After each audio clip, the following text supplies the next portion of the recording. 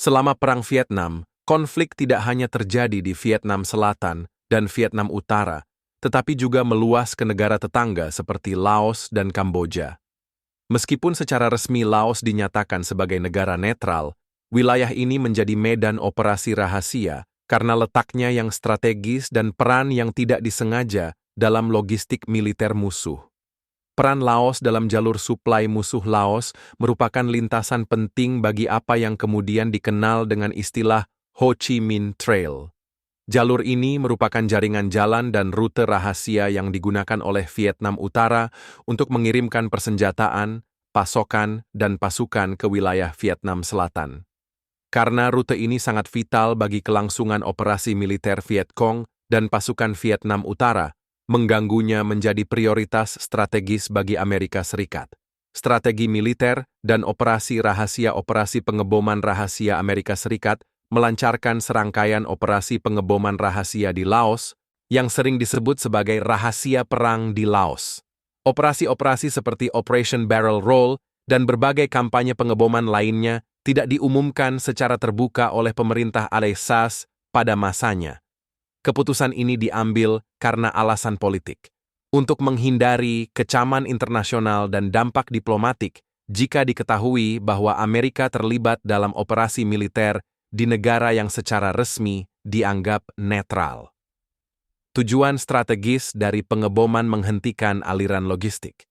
Tujuan utama pengeboman adalah untuk mengganggu dan memutus suplai yang melintasi Ho Chi Minh Trail, dengan mengurangi aliran persenjataan dan pasokan militer ke pasukan Viet Cong di Vietnam Selatan, diharapkan operasi tempur musuh dapat dilemahkan secara signifikan. Kelemahan infrastruktur musuh. Pengeboman juga diarahkan pada pos-pos logistik, basis komando, dan tempat peristirahatan pasukan musuh yang tersebar di wilayah Laos. Hal ini merupakan bagian dari strategi untuk mengganggu operasional musuh secara keseluruhan.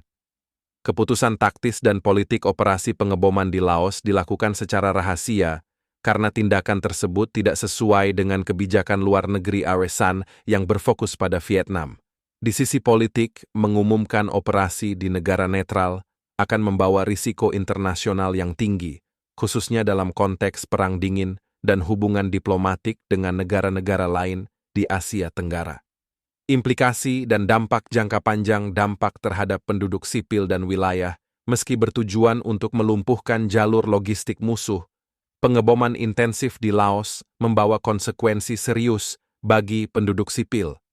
Hasilnya adalah kerusakan infrastruktur yang meluas, korban jiwa di kalangan warga sipil, dan penderitaan yang berkepanjangan. Sisa-sisa bom yang tidak meledak, unexploded ordnance, masih menjadi masalah yang mengancam keamanan masyarakat lokal hingga hari ini. Warisan kemanusiaan dan upaya rekonstruksi kontaminasi ranah dan ranjau. Banyak wilayah yang terkena pengeboman masih terkontaminasi dengan ranjau dan bom tidak meledak. Ini menghambat pembangunan kembali dan berisiko menimbulkan korban baru, terutama pada generasi muda yang tumbuh di kawasan tersebut. Usaha pembersihan dan bantuan internasional. Seiring berjalannya waktu, berbagai organisasi internasional dan pemerintah Laos telah berupaya melakukan pembersihan ranjau serta memberikan bantuan kemanusiaan untuk mengurangi dampak jangka panjang dari operasi militer tersebut.